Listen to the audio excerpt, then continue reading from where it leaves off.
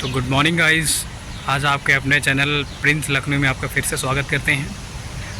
और आज मैं इस वीडियो के माध्यम से आपको बताना चाहूँगा कि कभी भी घमंड नहीं करना चाहिए और कभी भी जहाँ पे आपका निमंत्रण ना हो वहाँ पे कभी जाना नहीं चाहिए। चाहे भले ही आपका अगर लड़की हैं भले ही आपका मायका हो या फिर लड़के हैं तो आपका भले ही आपका फैमिली मतलब फैमिली बोले तो आपका रिलेटिव, तो अगर आपका निमंत्रण नहीं है तो वहाँ जाना नहीं चाहिए। तो एक स्टोरी के माध्यम से बताना चाहूँगा कि स्टोरी यह है कि एक बार माता पार्वती के पिता यानी कि राजा प्रजापति जो दक्ष थे, तो उन्होंने एक बहुत बड़ा यज्ञ कराया।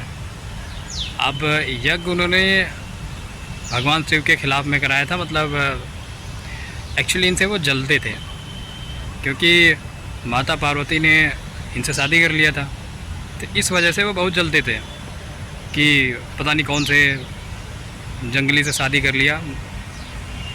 मुझे माफ़ करेंगे, मतलब जो उनकी लाइनें थी जिस प्रकार से, तो उस हिसाब से मैं बता रहा हूँ।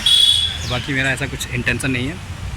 तो स्टोरी में अगर थोड़ी बहुत मिस्टेक हो या फिर जो भी किसी को लगे गलत है तो उसके लिए मैं बेहद माफ़ी चाहूँगा, क्योंकि मैं ऐसा कुछ किसी भी धर्म हो या किसी जाति हो उसके ख़िलाफ़ मैं कभी नहीं बोलता हूँ। बट जैसी स्टोरी है उसके अकॉर्डिंग मैं बताना चाहूँगा। मैं स्टोरी में कुछ और सीख देना चाह रहा हूँ, इसको आप सीख को समझें। तो कहने का यहाँ पे मतलब ये है कि अब राजा दक्ष उन्होंने एक यज्ञ कराया, तो यज्ञ का आयोजन किया और सारे देवी देवताओं को उन्होंने निमंत्रण दिया।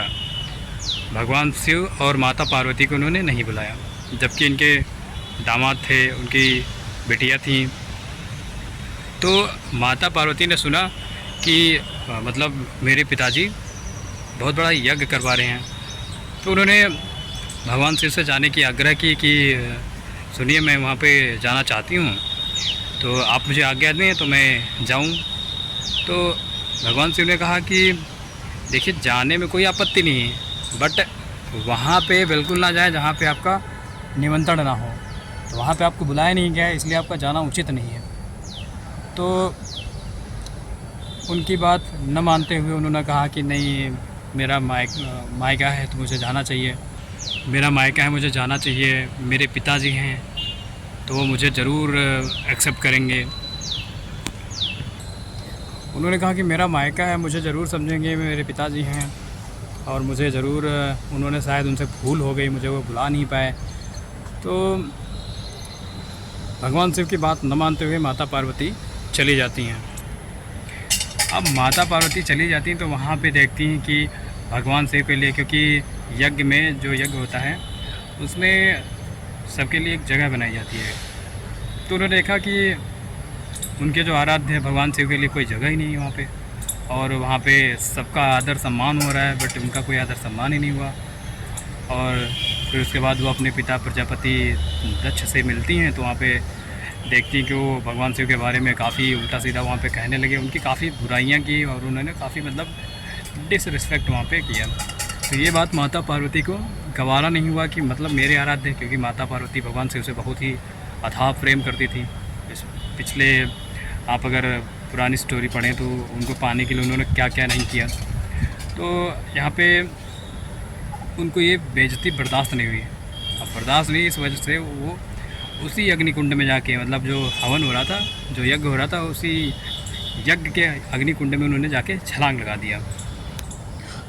अब उन्होंने जाके वहाँ पे छलांग लगा दिया, तो ये बात उनको पता चली, भगवान शिव को वहाँ पे पता चला कि उन्होंने वहाँ पे छलांग लगा दिया। तो उनको इतना क्रोध आया, वो बहुत गुस्से में हो गए, एकदम लाल हो गए कि मतलब ऐसा कैसे कर सकते हैं।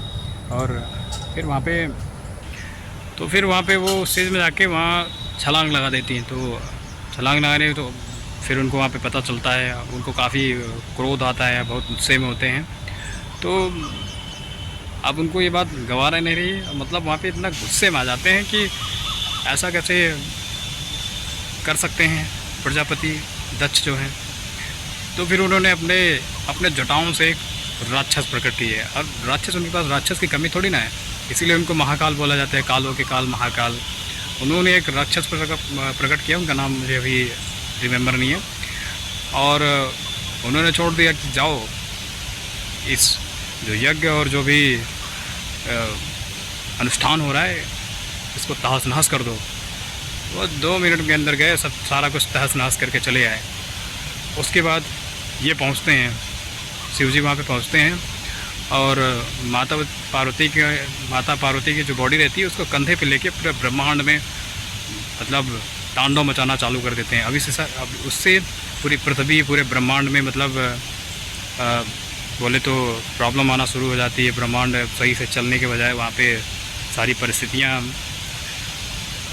खिलाफ हो जा रही हैं, क्योंकि जो ब्रह्मांड के चलाने वाले ही अगर शांत बैठ जाएं या फिर कुछ और करने लगें तो वहाँ पे प्रॉब्लम हो जाती है। तो सारी देवी देवता देखते हैं कि अगर बोलते हैं कि अगर ऐसा चलता रहा तो सब पृथ्वी का या ब्रह्मांड का विनाश हो जाएगा।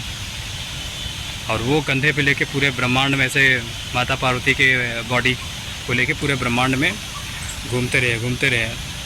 तो सारे देवी देवता मिलके भगवान विष्णु के पास आते हैं कि आप कुछ करिए, नहीं तो अगर ऐसा चलता रहा तो पूरे ब्रह्मांड का विनाश हो जाएगा।